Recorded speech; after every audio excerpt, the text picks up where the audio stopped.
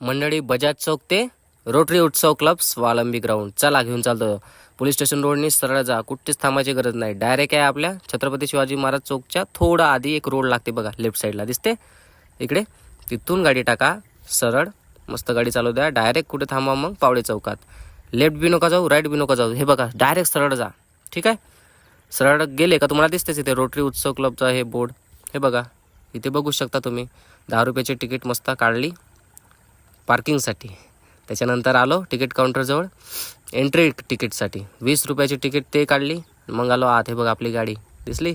आत आलो, मस्त व्ह्यू बघितला. बघू शकता तुम्ही व्ह्यू किती सुंदर आहे.